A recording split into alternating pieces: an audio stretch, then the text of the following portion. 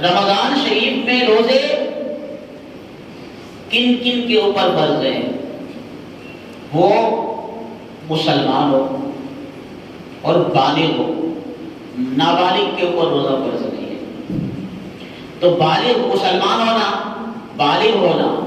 عاقل ہونا یعنی عقل مند، عقل رکھتا ہو، پاگل پہ روزہ فرض نہیں ہے۔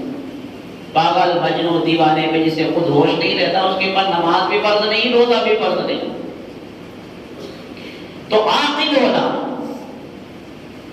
بالغ ہونا، مسلمان ہونا، اس کے اوپر روزے فرض ہیں۔ اور مسافر کے اوپر، جو مسافر ہے تو شریعت نے اسے چھوٹ دی، اجازت دی کہ جب تک سفر میں ہے تو وہ روزہ چھوڑ سکتا ہے، لیکن جتنے دن وہ چھوڑے گا بعد میں رمضان شریف ختم ہونے کے بعد وہ جتنے دن وہ چھوڑے گا وہ روزہ قضا کرے گا، رکھے گا۔ تو مسافر کے لیے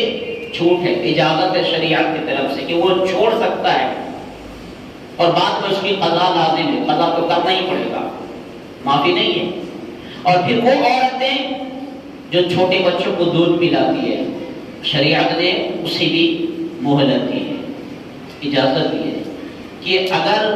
وہ عورت اپنے بچے کو دودھ پلاتی ہے، چھوٹا بچہ ہے، اور اگر وہ روزہ رکھے گی تو جسم کمزور اگر ہو جائے اسے اور بچوں کو تکلیف ہو اس وجہ سے تو پھر وہ روزہ نہ رکھے، لیکن پھر بعد میں وہ روزے کو قضا کرے گی، روزے کی معافی نہیں ہے۔ اسی طرح خواتین کو جو خاص دن ہوتے ہیں، ایام مخصوصہ جو ہوتے ہیں، حالت ناپاکی میں وہ عورتیں اس حالت ناپاکی میں روزے نہیں رکھے گی، اور پھر جب وہ پاک ہو جائے تو بقیہ ماہ رمضان کے جو دن بچ جائیں وہ روزہ رکھ کے پھر وہ روزے جتنے وہ چھوڑ دیے وہ پھر رمضان کے بعد وہ قضا کرے گی۔ رمضان کے روزے کسی بھی حال میں معاف نہیں ہے۔ اسی طرح بیمار شخص اتنا بیمار ہے کہ وہ روزہ رکھے گا تو خطرہ بڑھ جانے کا اندیشہ ہے،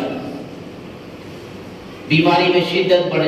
ہو جائے گی، بیماری شدت اختیار کر جائے گی، بیماری میں اور اضافہ ہو جائے،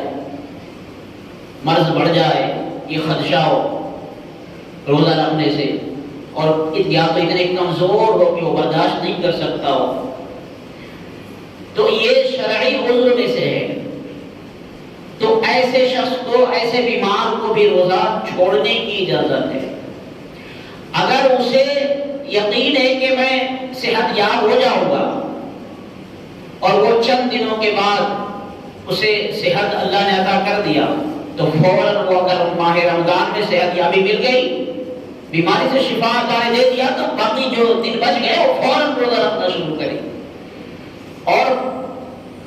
مریض جب تک وہ رہا، مرض کے دنوں میں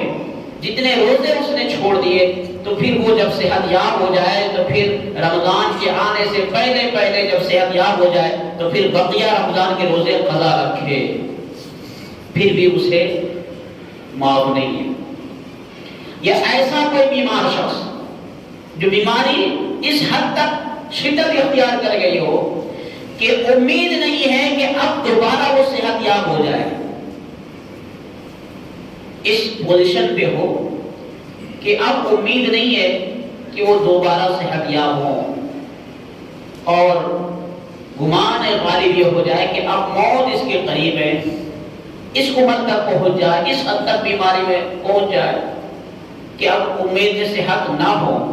تو ایسے شخص کے لیے وہ روزے کے فدیہ مقرر کیے جاتے ہیں، اور اللہ کی رحمت سے یہ امید قوی رکھتے ہوئے کہ اللہ تعالیٰ اس کو روزے داروں کے روزے کے ثواب عطا فرمائے، اسی لیے اس کا فدیہ دیتے ہیں، یعنی افطار اور سحر دو وقت کا کھانا کسی مستحق کو دے، کسی روزے دار کو کھلائے، سحری بھی کرائے، افطار بھی کرائے، پورا مہینہ کرائے، شخص کی طرف سے جو اس حال میں، اس کنڈیشن میں ہو کہ دوبارہ اسے صحت ملنا دشوار ہے، مشکل ہے، امید نہیں ہے، بس موت ہی اس کے قریب ہے،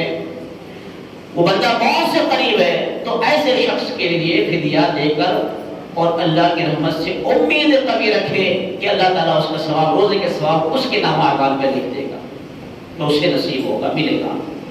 تو میرے عزیزوں، میرے دوستوں، آج ہم دیکھتے ہیں کہ لوگ اچھے خاصے رہتے ہیں، پھر کہتے ہیں چلو ہم کسی روزے دار کو سحری افطار کرا دیں گے تو روزے کے ثواب تو ہم کو مل ہی جائے گا، ہم کو روزہ رکھنے کی کیا ضرورت ہے؟ اس کے لیے نہیں ہے جو ہم سمجھ بیٹھے۔ شریعت اگر کسی چیز کی چھوٹ دیتی ہے نا تو وہ بحالت مجبوری، کوئی مجبوری ہو، اور شرعی مسائل کے اعتبار سے مجبوری ہو، ایسا نہیں ہم اپنی مرضی سے کو خود مجبوری بنا لیں اور اپنی زبان سے کہا نہیں تو میں تو بیمار ہوں، میں تو بڑا پریشان ہوں، میں تو روزہ نہیں رکھ سکتا، خود ہی فیصلہ کر لے، یہ عذر شرعی نہیں ہے۔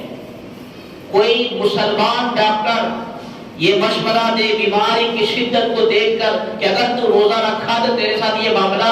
اور بڑھ جانے والا ہے، تو پھر ایسے شخص کو روزہ ماہ رمضان میں چھوڑنے کی اجازت ہے، لیکن پھر قضا کرنا ہی ہوگا۔